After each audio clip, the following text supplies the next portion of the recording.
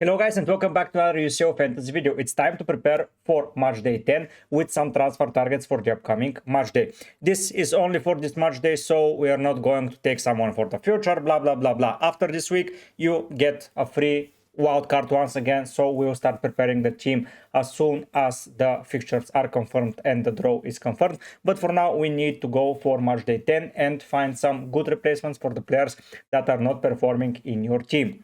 We're going to go through the goalkeepers, defenders, midfielders, and forwards list with cheap and expensive options. So you have 8 sections of different players to choose from. If you want to support me and show appreciation for the content that I do, please subscribe to the channel, give a like, leave down a comment with whatever question or with whatever thing you have to say. It all helps the algorithm massively. As you can see, I'm aiming for 5k subscribers and I'm a long way away from it, and hopefully with your help I will be able to reach it. Now let's jump and see the goalkeepers. This is the cheap section of the goalkeepers position, and as you can see I'm opting for 4 players. Have in mind that those 4 positions will be occupied with different players for each section. Starting in goal with the cheap options as mentioned. First of all, it's Trubin from Benfica. I have a lot of Benfica fans in the community and they all said that they're not going to keep a clean sheet, but to be fair, they were pretty amazing against Monaco away from home, and I think that they're going to replicate that at home as well. 4.5 is a very cheap price that you're paying for a keeper. Of course, wasting a transfer on a keeper, it's never the smartest strategy, but for example, if you went for Rui Patricio and he's not going to play anymore for Atalanta, you can switch to Trubin, who is from Monaco, and they are looking very likely to keep another clean sheet in the UCL format. Of course, there is nothing for certain as with everything in life, but Trubin, very amazing performances with the defenders in front of him. Next up we move to Kobel, and this is a little bit of how to say it? I want to say that this is a knee-jerk pick. Dortmund defeated 3-0 Sporting and now lost 2-0 in the Bundesliga just today at the time of recording. 4.9 for a Borussia Dortmund keeper. If they manage to keep a clean sheet, is going to be amazing. Of course, there is the threat of Gyökeres returning for Sporting from the start, and that will probably minimize the appeal of Kobel, but at the end of the day, if you're looking for a keeper under the 5 million bracket, Kobel is a good guy to go for. He's my least favorite of that bunch, but in match day 1 he outscored, I think, all of those keepers. So yeah, I would say that Kobel might return or might not, but for sure he is in the lower bracket for me to go for. Moving to Di Gregorio against PSV, this is the only keeper that I am recommending going away. Juve are good defensively. I own personally Di Gregorio. I'm a little bit, let's say, not happy with him.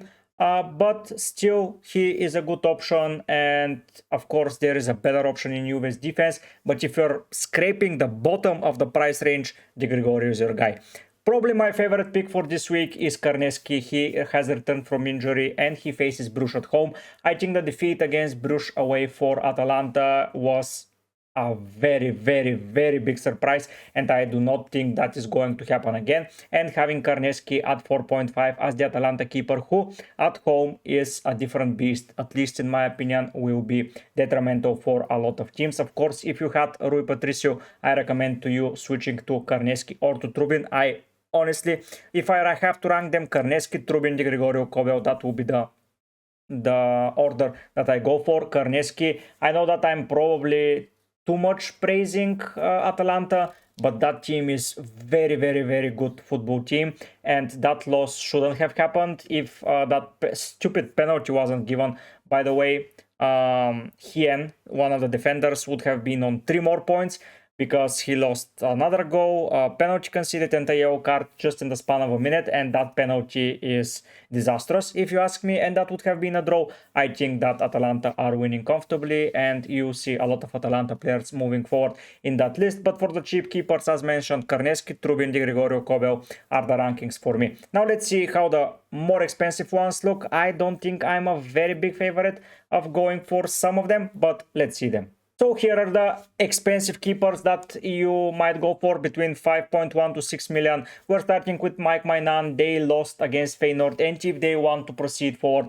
they will have to win. In order for them to win, keeping a clean sheet is going to be vital, at least in my opinion, and 5.5 for Mainan might be good. As you can see, there is no away player this week, and most of the better teams play at home this week, and I think a lot of clean sheets and a lot of positive results are going to come your way. So Mainan 5.5 against Feyenoord, and you know the Milan lineup before the game starts, I think is a great addition to your team. Moving next to possibly the best goalkeeper to own at the moment, being Donnarumma. I made a mistake not going for him. I literally thought that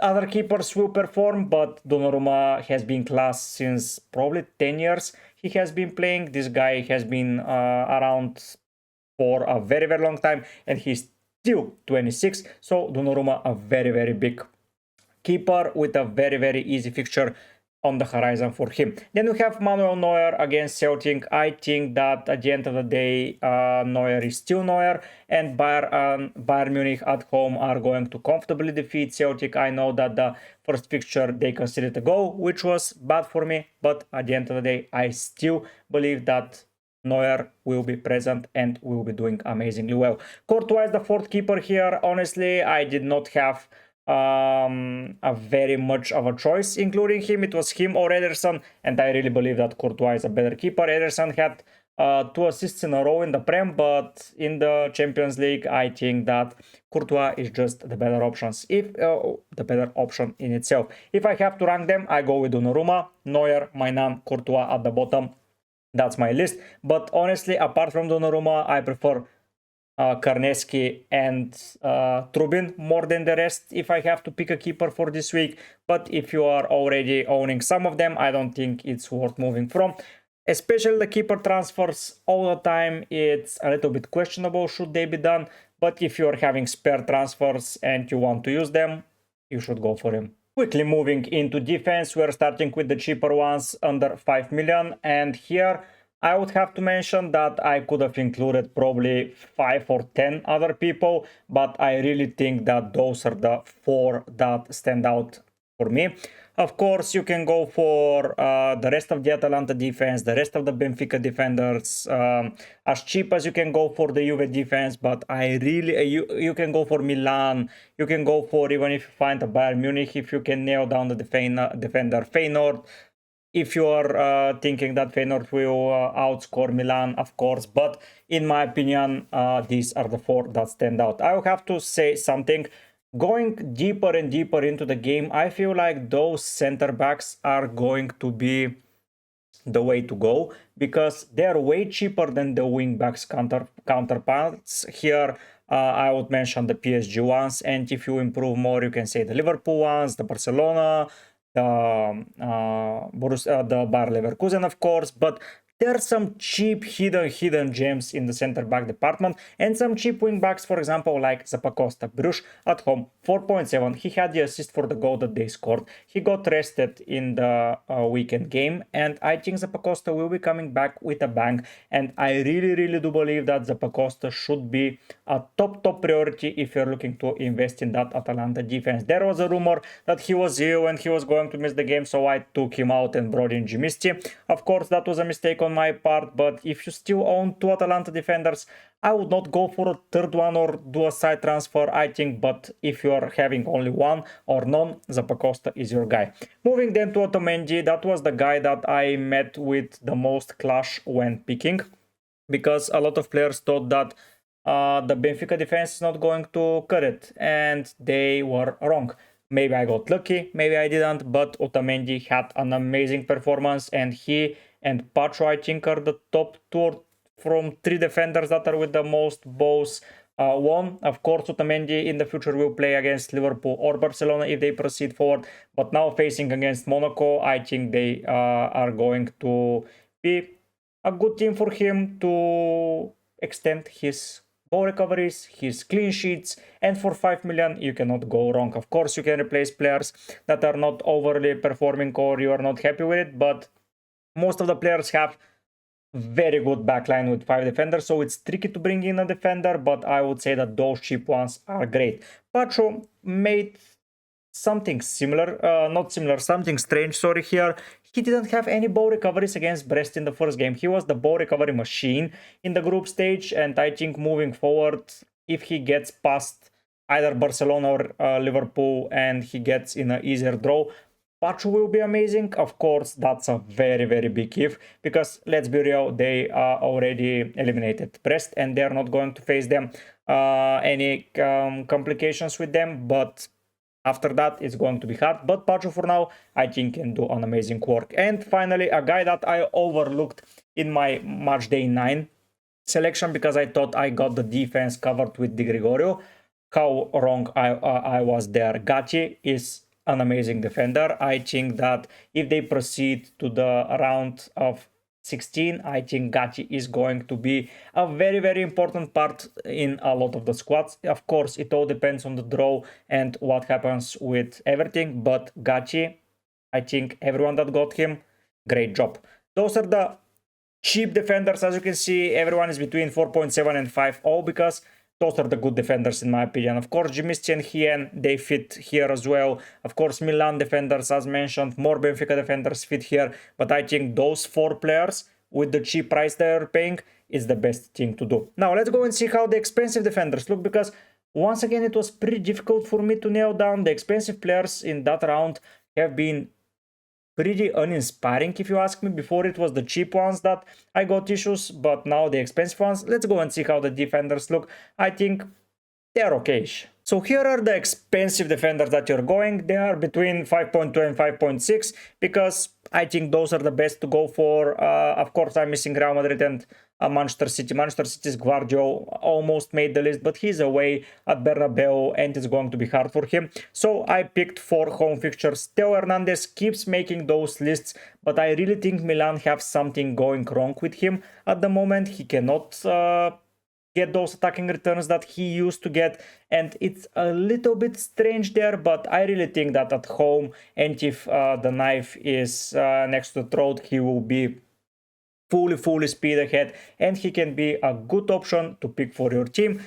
Still, I would prefer all of the other players here and probably all of the cheaper ones instead of him, but yeah. Next up, Hakimi against Brest. Last time, assist, all that you can ask for. Now he faces Brest again. I think that they will be playing him. Of course, if they take the lead early, he might leave around the 65th, 70th minute and get some rest for the future fixtures, but he will get the clean sheet, probably some attacking returns, and all of us will be happy. Let's finish the other PSG defender, that is Nuno Mensch.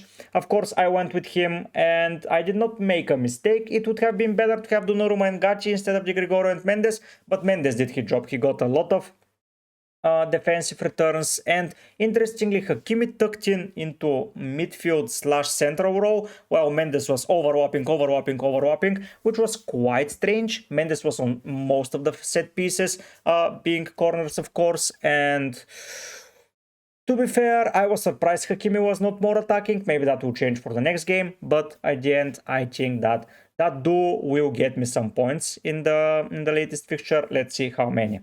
Kim against Celtic. He missed the first fixture. He got a rest because he had an injury. I think he'll be playing in the second one, and I think he is the best defender that you can go from Bayern Munich. Of course, Upamecano is there, and he made an amazing performance in the first fixture, but I think Kim is going back to his best after a full 90 minutes rest last time around against Celtic. I think now he's back, and I cannot wait when Bayern Munich proceed to the round of 16 to bring in Kim back into the squad, because this guy has been doing wonders and I really enjoy having him in my team. Of course, mentioning players like Guardiola, Real Madrid defenders, you can go for, who am I missing here? Upamecano, I mentioned.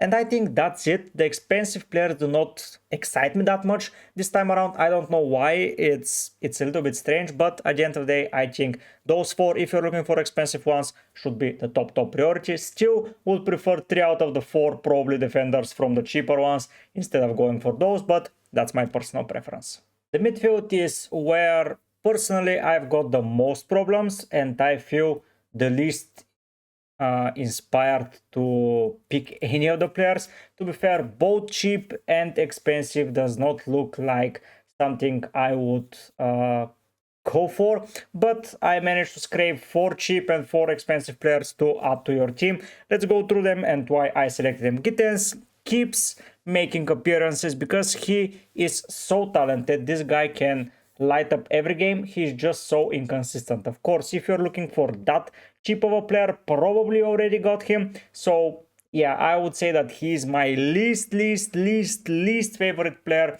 from all of the sections, and not only in the midfield. But 5.3, I think that for the money you're paying, he's good. Next up we have Vitinha, and Vitinha is an interesting option because before that game against Brest, he wasn't really on my radar. But when I watched some of the highlights and some of the game, I think that he did really well controlling the game. He's on penalties, which is crucial for such a game and such a player. And he makes some ball recoveries. He's a prime candidate most of the time for man of the match because he's playing very well and consistently well. And at 7 million, he is in a pretty good space. I don't want to add anything too much about PSG because I really don't know what type of effort they will make in order to just conclude that game. But I think Vitinha is going to be part of that effort. Then we move to Pasalic from Atalanta, and this guy literally has been flying under the radar and he has been performing pretty okay. Now with Lukman out, I think that he is going to be starting and is going to be playing a lot of minutes. Last time he scored the only goal. He's providing assists. In the fixtures before that, he was doing well. So honestly, I'm really considering to add him into the lineup of mine because I think at home against Bruges, Atalanta are going to run the game so good and so well, and they rested most of their players that are important for that game, and I think Pasalic will be very important part of that attack and how they proceed with the game. So I may go with him. And to conclude the Atalanta trio that I have in my team, you are going to see tomorrow everything defense, attack, how I plan to do it, how I approach it, and it will be good, I promise you. The final guy here is Ulize. Ulize scored an amazing goal for Bayern in the first leg, and he did pretty alright. Of course, he's not nailed for 90 minutes. He got subbed off against Bayer Leverkusen pretty early, so I would say that he will be starting. And with him starting, I think he's a prime candidate to join my team. Also, if I want to include more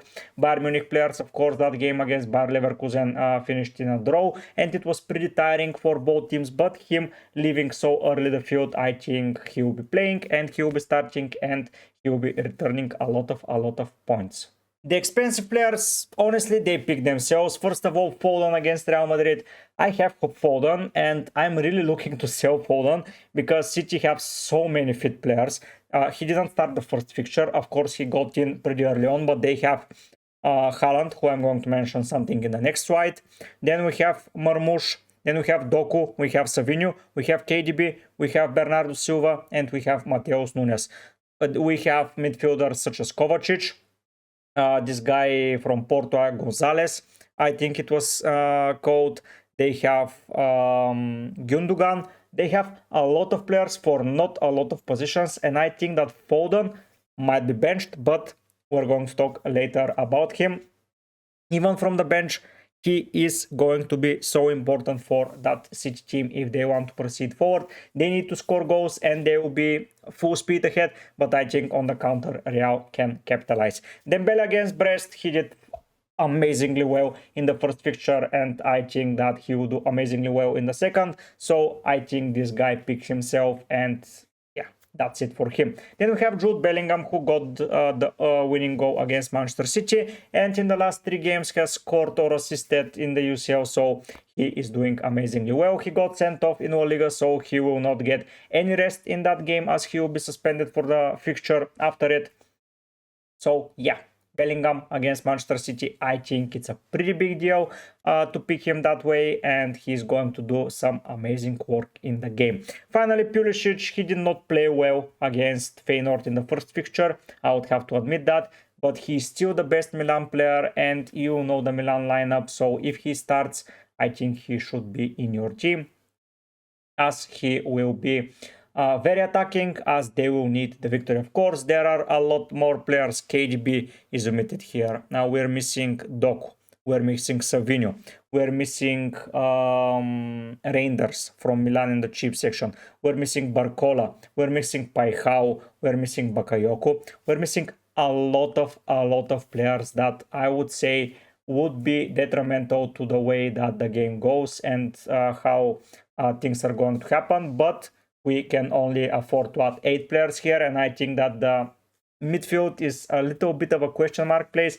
That's why I'm having so much troubles. I'm missing picking Salah, Wirtz and Rafinha and just fit 2 other midfielders and be done with it. But honestly, amazing stuff from especially from Dembele. I think Dembele is now made his way into the lineup no matter what happens. But yeah, at the end of the day, Dembele against Brest, beautiful performance. I think he should be your top target. Probably Ulisse, Pasalic, they are going to be 2 and 3 for me, but we'll see with the team news, with some injury news, and with, of course, some lineups from Milan and Feyenoord, what can we cook for the team selection videos. We're jumping into the forward line, and here is where all the excitement is, in my opinion.